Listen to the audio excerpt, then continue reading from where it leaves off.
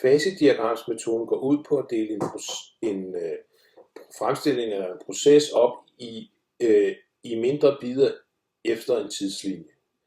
Forstået på den måde, at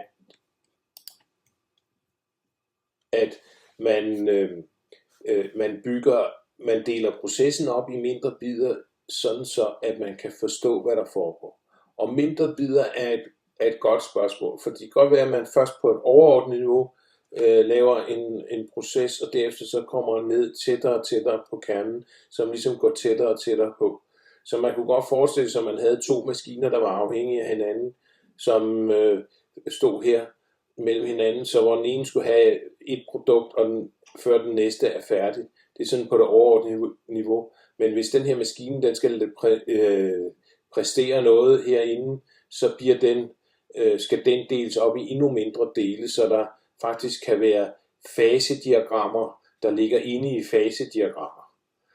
Men ideen i et fasediagram, det er, at man har sådan en boks, der udtrykker en eller anden proces, og der sker nogle handlinger inde i den proces, eller actions, og når de actions de er udført til den korrekte ting, så vil der være ligesom en slutbetingelse for, nu kan vi gå videre til næste procestrin, og så vil sige, så er der en transaktion, der foregår en overførsel her mellem de to procestrin, og den transaktion eller betingelse for, at det kan overføres, det er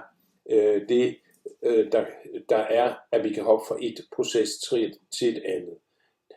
Procestrin kan godt ligge parallelt ved siden af hinanden efter den her metode, så det kan godt være, at nogle procestrin skal ligge parallelt, og det vil sige, at man kan faktisk også i den her metode skille ad, om de skal køre parallelt, eller om de skal køre, at den ene kan kun køre end den anden.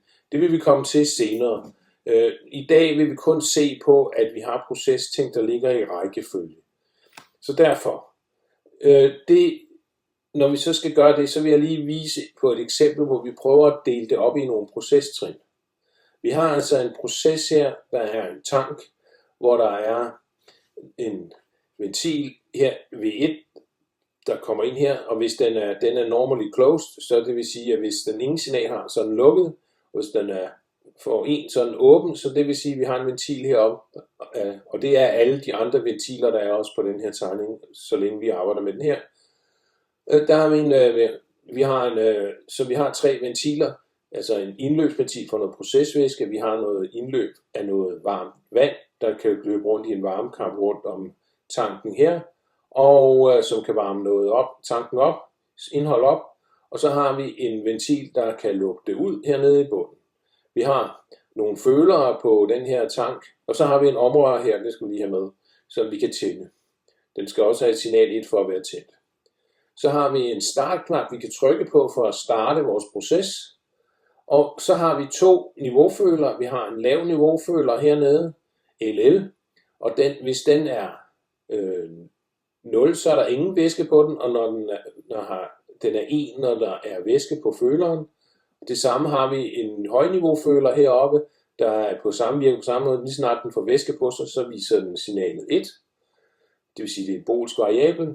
Og vi har tilsvarende en termostat herovre, som når den når op på den ønskede temperatur, så viser den 1. Så det er vores proces, vi har, eller vores procestank her. Så vil vi gå over til selve processen. Og procesbeskrivelsen, den er sådan set, at alle signaler fra start af er 0. Så alle signalerne på indgangen er 0. Og det der så sker først, det er, at man trykker på start her. Når man starter den, så åbner procesvæsken herop og løber ned i tanken. Og så begynder L1 at fylde op, fordi den her ventil er lukket, da vi har normally close på alle ventilerne fra start af. Så ved den her begynder at vise signal med det samme. Og når der så er noget helt op til LH, så vil den vise også et signal, og så er tanken fyldt op. Og når LH er 1, så skal ventil 1 lukke. Og det næste, der skal ske, det er, at V2 den åbner. Og når den åbner, så løber der varmt vand rundt om tanken. Samtidig så skal vores omrør starte. Og når den her, når der har været tilstrækkeligt meget lang tid, så når temperaturen, når den er varmet op, så begynder VTH vise niveau, altså temperaturen er nået det rigtige niveau. og når vi er nået det rigtige niveau, så skal, det vil sige, den viser 1, så skal ventil 2 lukke, og ventil 3 skal åbne, og så løber det hele ud, indtil at LL, den skifter til 0, så skal ventil 3 lukke, og det vil sige, at den her er lukket, men da alle de andre ventiler også er lukket, så vil den være tilbage i normal tilstand til start. Så nu kan vi egentlig prøve at skrive det op i nogle procestrin. Og det er, at vi har et procestrin, og jeg vil starte med at lave et procestrin, der egentlig er, når den står stille. Det kalder vi standby. Så inden den begynder at starte op, så er den i en standby tilstand. Og i det øjeblik, vi trykker på start, så bliver den 1 her. Og så sker der det, at den begynder at fylde tanken op.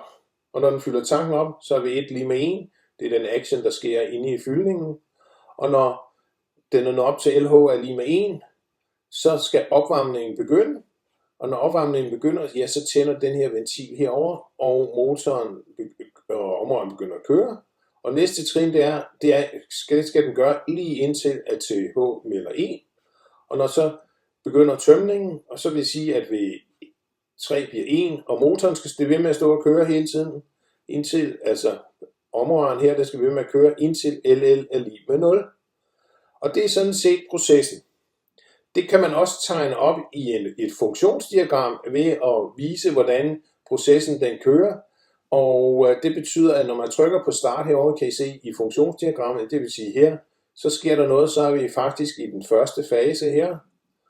Og når den så skifter ventil V1 til RV1 1, så vil LL, altså den lave niveau, den vil vise værdi hele tiden, for det var jo det her med, at den bliver fugtig, så den vil faktisk have signal under hele tiden her. Så når vi når ind til, at LH viser 1, det sker her, ja, det er lige der, hvor LH viser 1, så har vi et skift i faserne, og det vil sige, så er vi 2 tændt, og det er motoren også. Og så den tredje fase, vi har, det er, når vi efter vi er TH er blevet aktiveret her, så vil tømningen begynde at ske, det vil sige V3 tændes, og V2 er altså blevet lukket, og motoren kører fortsat, og der vil så selvfølgelig indhold i tanken langsomt løbe ud. Tilsvarende vil under opvarmningen, der vil temperaturen langsomt stige. Det er tegnet hernede i bunden. Så skal vi lige bemærke, at det der er kriteriet for, det er LH. Det vil være det vi nok senere vil komme ind på, det er, at LL, den er ikke til stede, det vil sige, den er not til stede. Det er sådan, man egentlig udtrykker det i PTA-programmer, så derfor så vil man skrive not heroppe. Det er egentlig den fase, vi har her i vores proces, som vi skal køre efter.